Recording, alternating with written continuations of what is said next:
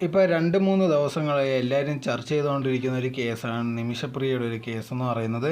ഇപ്പോൾ യമാനിലുണ്ടെങ്കിൽ വിധി കാത്ത് നിൽക്കുകയാണ്. ഒരു 2-3 ദിവസത്തിനകം തന്നെ നിമിഷപ്രിയ ഉണ്ടെങ്കിൽ തൂക്കിലേറ്റും എന്നുള്ളൊരു വിവരമാണ് നമുക്ക് കിട്ടിയത്.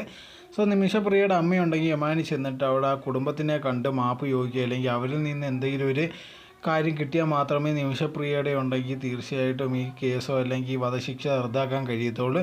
നമ്മളെ നാട് പോലല്ല, അവിടെ ഉണ്ടെങ്കിൽ തീർച്ചയായിട്ടും ലോസൊക്കെ വേറെ രീതിയിലാണ്.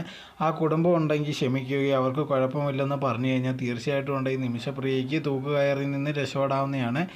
അതിന് വേണ്ടി തന്നെയാണ് ഈ നിമിഷപ്രിയയുടെ ഉണ്ടെങ്കിൽ അമ്മ അവിടെ പോവുകയും അവരെ കാണാനൊക്കെ വേണ്ടി ശ്രമിച്ച് അങ്ങനെ ഒടുവിൽ കാണുകയും ചെയ്തു. അവസാനം ഇതുവരെ കിട്ടിയ ന്യൂസ് പ്രകാരം ഉണ്ടെങ്കിൽ അവരുണ്ടെങ്കിൽ കുറച്ച് അഴിഞ്ഞിട്ടുണ്ടെന്നാണ് അറിയാൻ സാധിച്ചിരിക്കുന്നത്. ഇപ്പോൾ നിമിഷപ്രിയയുടെ കേസ് അറിയാത്തവർ ഒരുപാട് പേരുണ്ടായിരിക്കും, അവർക്ക് വേണ്ടി പറയാം. യമാനിലുണ്ടെങ്കിൽ നിമിഷപ്രിയ അവിടെ ഒരു നേഴ്സായിട്ടാണ് വർക്ക് ചെയ്തുകൊണ്ടിരുന്നത്. അതിനുശേഷം ഉണ്ടെങ്കിൽ തനിക്കിന്ന് സ്വന്തമായിട്ട് ഒരു ക്ലിനിക്ക് സ്റ്റാർട്ട് ചെയ്യണമെന്ന് ആഗ്രഹം ഉണ്ടായിരുന്നു. പക്ഷേ അവിടുത്തെ യുവാക്കൾക്കോ അല്ലെങ്കിൽ അവിടെയുള്ള പൗരന്മാർക്ക് മാത്രമേ അവിടെ ഒരു ബിസിനസ് ചെയ്യാൻ കഴിയത്തുള്ളൂ. അതുകൊണ്ട് തന്നെ ഉണ്ടെങ്കിൽ തൻ്റെ ഭർത്താവായിട്ട് അവിടെയുള്ള ഒരാളെ ഉണ്ടെങ്കിൽ സെറ്റ് ചെയ്യുകയും അവർ പാർട്ട്ണർഷിപ്പായിട്ട് ബിസിനസ് സ്റ്റാർട്ട് ചെയ്യുകയാണ് ചെയ്തത്. ഈ പാർട്ട്ണറായിട്ട് വന്ന ആളുണ്ടെങ്കിൽ ഈ നിമിഷം ഉണ്ടെങ്കിൽ ഒരുപാട് ഉപദ്രവിക്കുക, അതോടെ തന്നെ ഉണ്ടെങ്കിൽ നാട്ടിൽ പോകാനൊന്നും സമ്മതിക്കാതൊക്കെ ഇരിക്കുന്ന ഒരു സമയം ഉണ്ടായിരുന്നു. അതിനെ തുടർന്നാണ് ഇതേ കണക്കൊരു കൊലപാതകം ചെയ്തത്. അതിന് ശേഷം ഉണ്ടെങ്കിൽ അവിടുത്തെ പോലീസിൻ്റെ പിടിയിലാവുകയും ഇപ്പോൾ ഉണ്ടെങ്കിൽ വധശിക്ഷയ്ക്ക് വേണ്ടി വെയിറ്റ് ചെയ്തുകൊണ്ടിരിക്കുകയാണ്.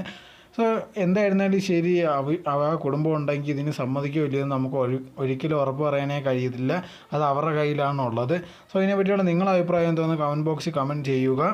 നിങ്ങൾ ഈ ചാനൽ ആദ്യമായിട്ടാണെങ്കിൽ മറക്കാതെ ലൈക്ക് ചെയ്യൂ, ഷെയർ ചെയ്യൂ, കമൻറ്റ് ചെയ്യൂ, മറക്കാതെ സബ്സ്ക്രൈബ് ചെയ്ത് അടുത്തുള്ള ബെൽ ബട്ടൺ അമർത്തുക. എന്നാലേ എന്നെ ചെയ്യുന്ന വീഡിയോസ് എല്ലാം നിങ്ങൾക്ക് നോട്ടിഫിക്കേഷനേ വരികയുള്ളൂ.